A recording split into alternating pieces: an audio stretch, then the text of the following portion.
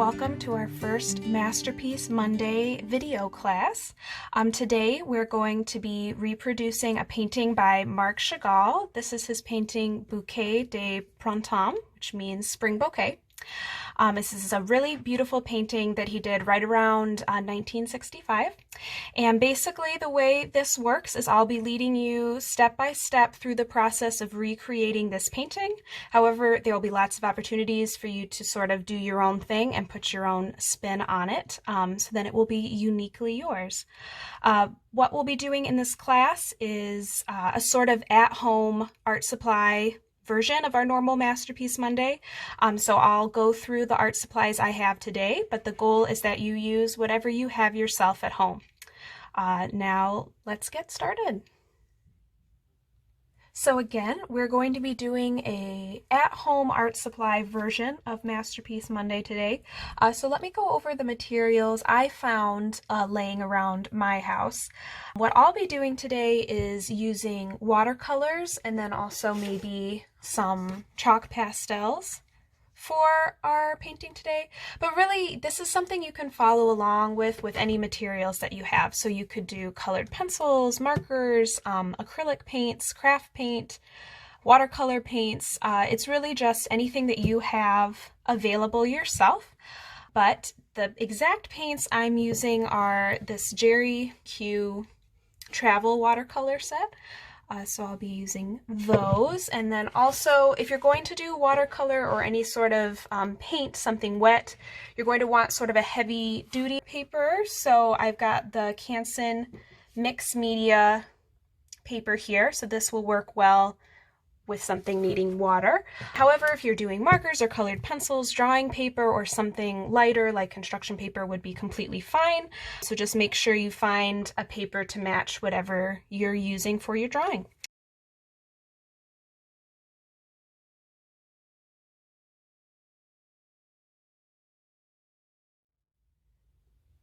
So the first step before we start our painting is going to be to make sure you have the image there of the original painting for you to look at as you go. I find that this is the easiest way to sort of keep on track as we're reproducing this beautiful flower bouquet painting.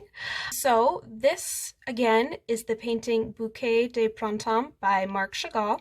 The title is in French. He painted this while he was living in Paris. If you search the title of this painting along with the artist's name on Google and search through images, you should be able to pull this up, whether you want to pull it up on your phone or the computer or on a tablet like I have here. Then you can have the image next to you as you paint. All right, let's get started. The first step is always to do a preliminary sketch of the major shapes for our painting. So we're just going to start with the largest shapes here. I've got my paper cut to size, so this will be the size of my painting. And I'm just going to start with the major large shape of the flower bouquet and the vase. So again, you can keep this just really simple. These flowers fill almost the entire image, so it comes almost to the top. It's going to come really far over to the side here. On this side, there's a little more space, so I'm going to leave a little bit more than there was over here. And I'm just drawing the most basic oval shape that's going to be all of these flowers. And then at the bottom, this turns into a vase. And the vase touches pretty much the bottom of the painting, so there's no space there. The small little base of the vase. It's sort of like an ice cream cone shape a little bit with like a tiny cone at the bottom. And don't worry about getting anything perfect right now. Again, this is a really general shape that we're just going to start with. I'm not going to get too detailed with the flowers. I'll just put in some circles of where I know some of these major flowers are. There's a large pink one here. We've got two here. There's one over here. Then these flowers at the top are more kind of squiggly, so I'm going to do kind of like a hot dog shape for those. As we paint, we can fill in the details. So again, don't worry too much about drawing this out perfectly. You can, if you'd like, get as detailed as you want, but I don't want to spend too much time on that, so I'll just keep it very general. Over here, some leaves, sort of get those in. I like that. And we'll get a little more crazy later. You might notice that there are some objects and things in the background here. You can be as detailed with those as you want, and we'll talk a little bit about what those different subjects mean later for Chagall's artwork. These turn up very often because Chagall was very into symbolism with his painting. But in this particular painting, we've got the Eiffel Tower here on the right. That's a pretty simple shape. I'll throw that in here.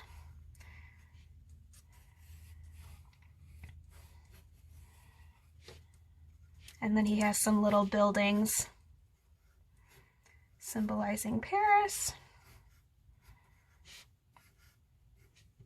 and a bridge. Then over on the left side is a couple. So these are two lovers. If you're intimidated by drawing people, notice how simple Chagall kept his forms. And you can be as simple or as detailed as you want. So I'll just put in their faces.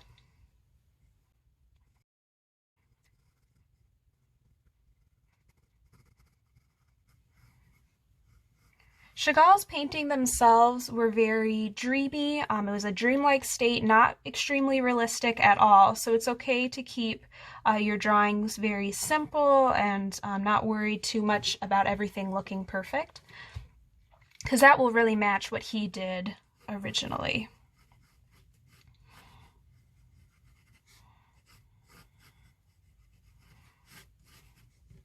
We do have two more images in the top corners here. In the upper left are circus performers. So these showed up a lot, again, in many of Chagall's paintings. There's also a moon right here. So I'll put in our half crescent moon. And then some little acrobat figures. Keep it really simple. Don't worry about it. And again, I didn't mention this before, but as you are sketching, try to keep your pencil really light, especially if you're doing watercolor, because otherwise the pencil will show through. So try not to go too dark. Just keep a very light touch on it. You have a little ballerina here.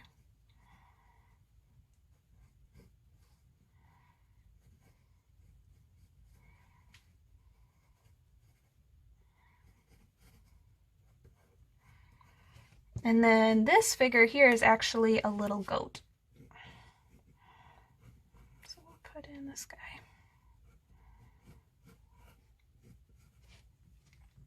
And then finally in the upper right corner is a fiddler. And this is probably the most non-detailed of all the shapes. There's a head, there's a body with an arm sort of floating, and then we have a little fiddle. So don't be intimidated. The fiddle shape is really simple. Then there's just a line here for the bow. And he's just floating, so that's not, that doesn't even really need to be connected anywhere. I'll add in a few more flower shapes, and then we will be done with our sketch, and we'll move into the color.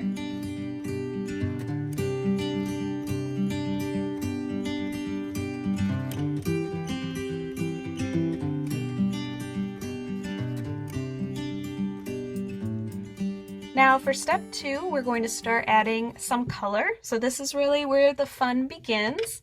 I'm going to get out my paintbrush and start with the color. The very first step is going to be the background, and in this case it's very simple because our background is just one color. It's this very dreamy sort of blue, really romantic, like a very light spring blue color. There are lots of different shades of blue in here, so you're not just going to want to paint it all one color, but because it's all relatively similar, it will go a little bit quicker. And I'm going to pick not my brightest blue. I want to keep it very soft. So a soft blue, if you're using acrylics, you might want to mix it with white to bring the color down and keep it really light and soft.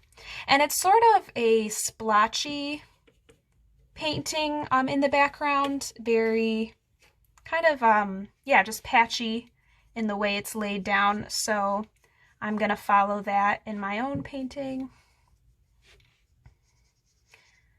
The moon is pretty much the only spot that's completely white. So we'll leave that in. And you can begin filling in your background. And then the areas where you have the drawings, like the little circus performers or the lovers or the Paris Eiffel Tower, those would get outlined in a slightly darker blue. Just make sure you have a really fine tip. And you can fill those in as well.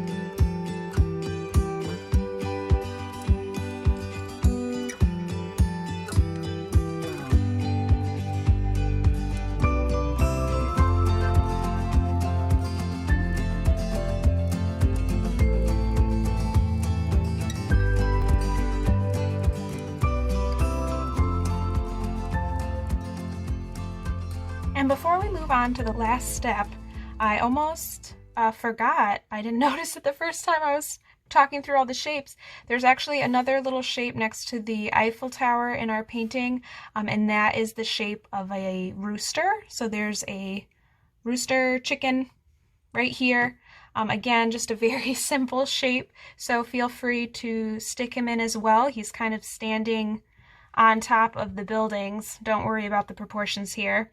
And again, that is part of Chagall's symbolism that showed up in almost every single one of his paintings, and we'll talk a little more about that in just a little bit.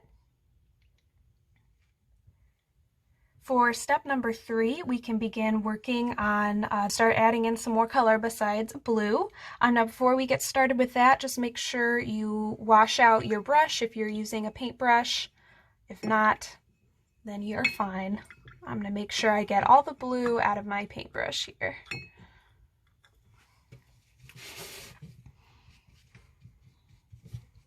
Okay, so first I'm going to start with the green that's going to blend into some of the blue here. So we're going to start with our leaves. If you're painting, you can mix a little bit of yellow into the blue that you used for your background to create your green.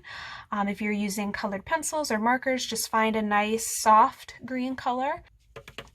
To keep the green color soft, you're not going to want too much yellow. So what we don't want is like a super bright, vivid green. We just want it to stay very toned down, like a cooler green, which means it has quite a bit of blue in it. So if you're mixing your own green, keep that in mind. And since I am using my watercolors, I'm going to use a lot of water to keep my colors really soft and quiet.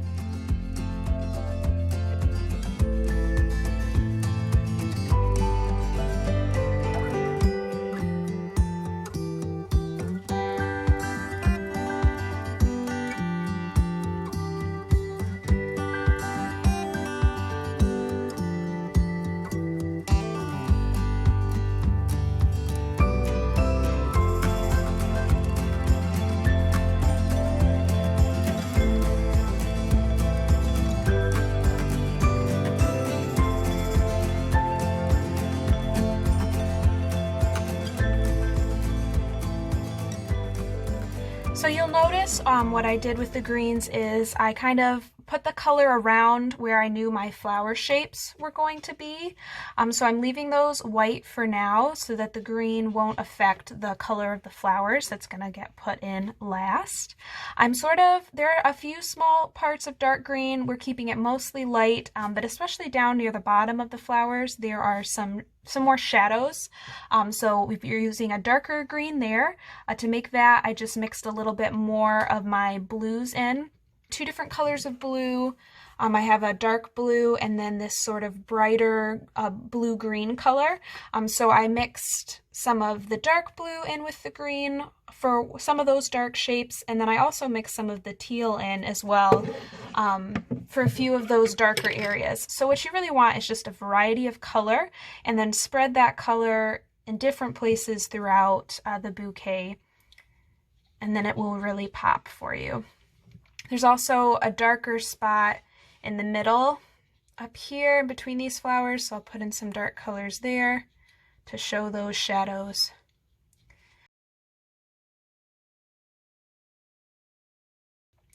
At this point, I'm not paying too much attention to getting each thing perfect. It's really just kind of capturing each individual piece of the bouquet. So there's lots of grass over here. I put in a few leaves.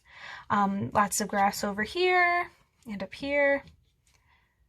So don't feel the pressure to make this exactly what you see in the painting. Just kind of have fun with it, lay your paint down, and if you capture that overall spirit of flowers bursting out of a vase, you've done it well.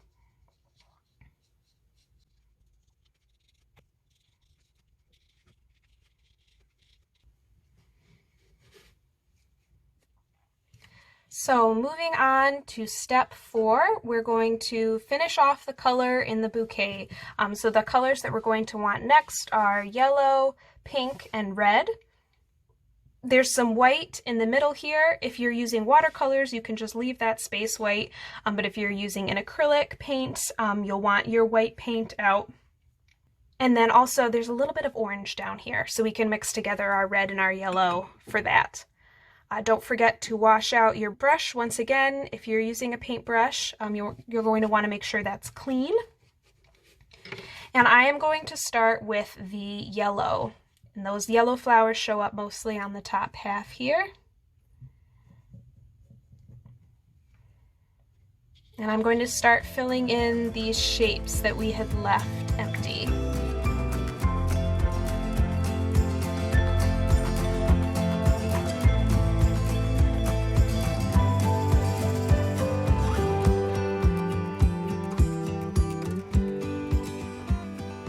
Our yellow is mixing a little bit with our green in a few places, and that is fine. There's actually quite a bit of detail in the flowers done over in green, but for now I'm just going to lay that base color. So I'm pretty much done with all my spots of yellow, And now I will move on to pink. If you're using an acrylic or craft paint, for pink you're going to want to mix red and white together if you don't already have a pink color. But for watercolors, I'm just going to water down some red so that it's a really, really light, pretty, romantic pink color.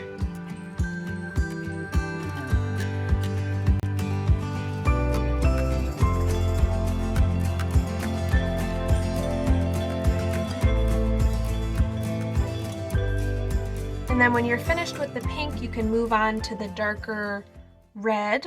I'm using a very pinky red, almost like a violet red for the major red flowers, so there's not a lot of yellow in it. It's like a really deep rose color that's very, very pretty, especially next to our green.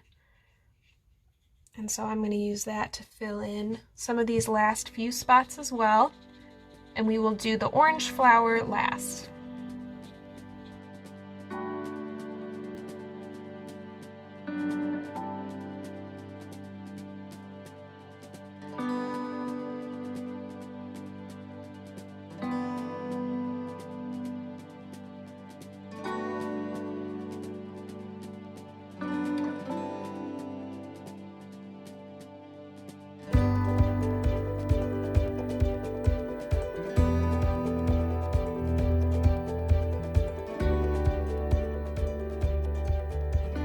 So you may have noticed there's a little bit of color in our background, even though it's mostly blue. So I've added some pink down here in the dress. There's a little bit of yellow in the circus performer at the top and near the moon. There's a little bit of red in the goat, and then also some yellow and orange in our fiddler. So feel free to add just a dab of color around, but you don't want it to be too bright because that major color is the blue. And we are pretty much done with our flower now in our bouquet. So the last step, step number 5, is going to be the final detailing over the entire piece.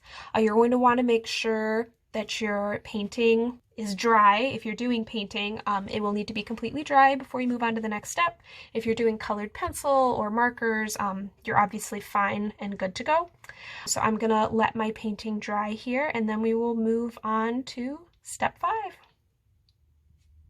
My paper is now dry, and so we are ready to move on to the final step, which is going to be completing the details of the painting and just putting in some last minute lines and shadows and just whatever we think we need to finish the piece. My choices at this point, I could either use the watercolor to finish my line work, but I think I'm actually going to use a pen just because I think I'll really like the ink over the watercolor paint. So I'm going to use this to finish my details, and then I will also be adding with my chalk pastels just a little bit more color in the areas that I think need a little pop. So no matter what materials you're using, just go ahead and cement in all those details. You can add in some of the craziness of the line work in the flowers, some of the lines inside of the flowers themselves, and then outlining the leaves and grass. You can outline again the images in the background, give the vase a nice outline, just whatever details you want, and bring it all together.